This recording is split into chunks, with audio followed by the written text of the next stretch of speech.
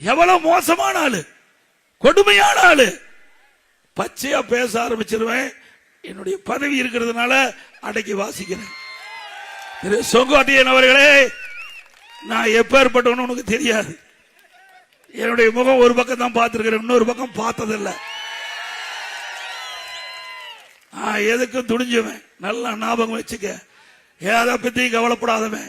திரு ஸ்டாலினுடைய எதிரே விரல் விட்டு ஆட்டுவேன். என்னுடைய கேள்விக்கு அவரே பதில் சொல்ல முடியாம தடுமாறி கொண்டிருக்கிறார்.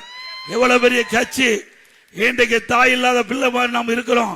இப்ப ஏற்பட்ட கட்சியை உடைக்க எவ்வளவு முயற்சி செஞ்சாங்க, நீ அதுக்கு எவ்வளவு துணை போன, எல்லாமே தெரியும்.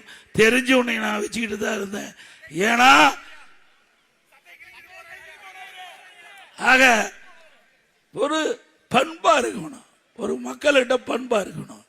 ஒரு கட்சி தலைவர் எப்படி பேசணும்னு வரையறை முறை செய்யணும். அதை விட்டுட்டு வாய்க்கு வந்த மாதிரி சொந்த பிரச்சனைகளை வேறு திட்டமிட்டு ஒரு தவறான கருத்து